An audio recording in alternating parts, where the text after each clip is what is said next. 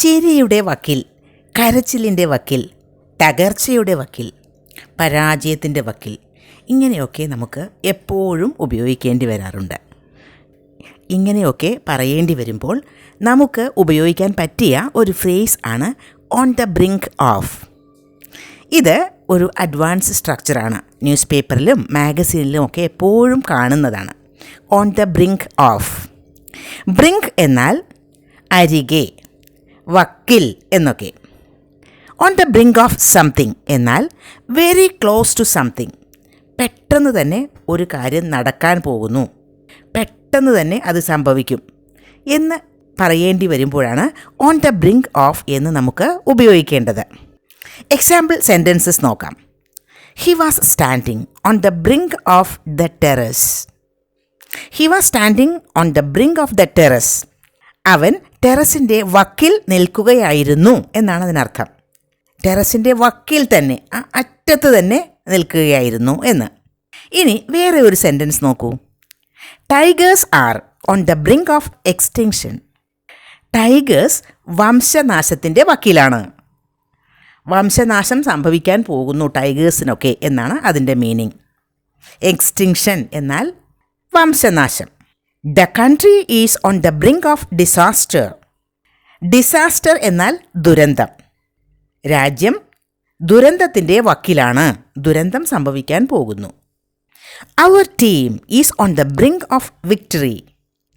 ഞങ്ങളുടെ ടീം വിജയത്തിൻ്റെ വക്കിലാണ്, ഇപ്പോൾ തന്നെ ഞങ്ങൾ വിജയിക്കും എന്ന്. Our team is on the brink of victory. ഇവിടെയൊക്കെ ഉപയോഗിച്ച സെൻറ്റൻസസ് ശ്രദ്ധിക്കൂ. അപ്പോൾ അതിൻ്റെ സ്ട്രക്ചർ എന്താണെന്ന് വളരെ ഈസി ആയിട്ട് മനസ്സിലാവും. Tigers are on the brink of extinction എന്ന് പറയുമ്പോൾ ടൈഗേഴ്സ് വംശനാശത്തിൻ്റെ വക്കിലാണ്. ഉപയോഗിച്ചിരിക്കുന്ന സ്ട്രക്ചർ നോക്കൂ. ടൈഗേഴ്സ് എന്നത് സബ്ജക്റ്റാണ്. അപ്പോൾ ആദ്യം ഉപയോഗിക്കേണ്ടത് സബ്ജക്റ്റ്, പിന്നെ ഉപയോഗിക്കേണ്ടത് ഒരു ഹെൽപ്പിംഗ് വേർബാണ്. അത് സബ്ജക്റ്റ് അനുസരിച്ച ഒരു ഹെൽപ്പിംഗ് വേർബാണ് ഉപയോഗിക്കേണ്ടത്. അത് അവിടെ ആം ആവാം, ഇസ് ആവാം, ആർ ആവാം, വാസ്, വേർ ഒക്കെ ആകാം. അപ്പോൾ ഇവിടെ ടൈഗേഴ്സ് ആർ, ടൈഗേഴ്സ് ഒരു പ്ലൂറൽ സബ്ജക്റ്റാണ്, അതുകൊണ്ട് ആർ ഉപയോഗിച്ചു. പിന്നെ ഉപയോഗിക്കേണ്ടത് ഓൺ ദ ബ്രിങ്ക് ഓഫ്. അത് കഴിഞ്ഞിട്ട് ഒരു നൗൺ ആവാം, അതല്ലെങ്കിൽ ജെറണ്ട് ആകാം. ജെറണ്ട് എന്നാൽ വേർബൽ നൗൺ. വേർബിനോടുകൂടി ING ചേർത്ത് ഉണ്ടാക്കുന്നതാണ് verbal noun. Tigers are on the brink of extinction. ഇവിടെ ആർ എന്ന ഹെൽപ്പിംഗ് വേർബ് ഉപയോഗിച്ചു.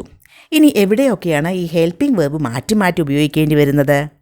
ഐ ആണ് സബ്ജക്റ്റ് എങ്കിൽ ആം ഉപയോഗിക്കുക. യു, വി, ദേ, പിന്നെ പ്ലൂറൽ സബ്ജക്ട്സ് ഒക്കെ ആണെങ്കിൽ ആർ ഉപയോഗിക്കാം. ഇനി ഹി, ഷീ, അതല്ലെങ്കിൽ സിംഗുലർ സബ്ജക്ട്സ് ഒക്കെ ആണെങ്കിൽ ഈസ് ഉപയോഗിക്കാം. ഇത് പ്രസൻറ്റ് ടെൻസിൻ്റെ കാര്യം. ഇനി പാസ്റ്റ് ടെൻസ് ആണെങ്കിലോ വാസ് അല്ലെങ്കിൽ വേർ ഉപയോഗിക്കാം. വാസ് ഉപയോഗിക്കുന്നത് ഐ, ഹി, ഷീ ഒക്കെ സബ്ജക്റ്റ് ആവുമ്പോഴാണ്. അതല്ലെങ്കിൽ യു, വി, ദേ, അതുപോലെ വേറെ ഏതെങ്കിലും പ്ലൂറൽ സബ്ജക്ട്സ് ഒക്കെ ആണെങ്കിൽ വേർ ഉപയോഗിക്കുക പാസ്റ്റ് ടെൻസിൽ. Tigers are on the brink of extinction എന്ന് പറയുമ്പോൾ എക്സ്റ്റിങ്ഷൻ വംശനാശം, അത് ഒരു നൗൺ ആണ്. നൗണിന് പകരം നമുക്ക് ജെറണ്ട് ഉപയോഗിക്കാമെന്ന് പറഞ്ഞല്ലോ. അതെങ്ങനെ ഉപയോഗിക്കും? Tigers are on the brink of becoming extinct. Tigers extinct ആവുന്നതിൻ്റെ, അതായത് വംശനാശം സംഭവിക്കുന്നതിൻ്റെ വക്കിലാണ് എന്നായി അവിടെ മീനിങ്. അപ്പോൾ ബിക്കമിങ് എന്ന ഒരു ജെറണ്ടാണ് നമ്മളവിടെ ഉപയോഗിച്ചത്. അപ്പോൾ ജെറണ്ടും ഉപയോഗിക്കാം. വേറൊരു സെൻറ്റൻസ് നോക്കൂ. The business man is on the brink of going bankrupt. Business man കടക്കാരൻ ആയിക്കൊണ്ടിരിക്കുകയാണ്, കടക്കാരൻ ആവുന്നതിൻ്റെ വക്കിലാണ്. അപ്പോൾ ഗോയിങ് എന്ന ഒരു ജെറണ്ടാണ് നമ്മൾ അവിടെ ഉപയോഗിച്ചത്. ഇനി അത് വേറൊരു തരത്തിലും പറയാം. The business man is on the brink of bankruptcy. Bankruptcy എന്ന വാക്ക് നൗൺ ഫോമാണ്. അപ്പോൾ ബിസിനസ് മാൻ കടത്തിൻ്റെ വക്കിലാണ് എന്നാണ്, വല്ലാത്ത ഒരു കടത്തിലേക്ക് നീങ്ങിക്കൊണ്ടിരിക്കുകയാണ് എന്നാണ് അതിനർത്ഥം. ഇനി വേറെ കുറച്ച് എക്സാമ്പിൾസ് കൂടി വേണ്ടേ? The man was on the brink of death. ആ മനുഷ്യൻ മരണത്തിൻ്റെ വക്കിൽ ആയിരുന്നു. ഇവിടെ വാസ് ആണ് ഉപയോഗിച്ചത്, പാസ്റ്റ് ടെൻസ് ആണ്. ദ മാൻ എന്നത് ഒരു സിംഗുലറായ സബ്ജക്റ്റാണ്, അതുകൊണ്ട് വാസ് ഉപയോഗിച്ചു. ഇനി വേറൊന്ന്, he was on the brink of saying something.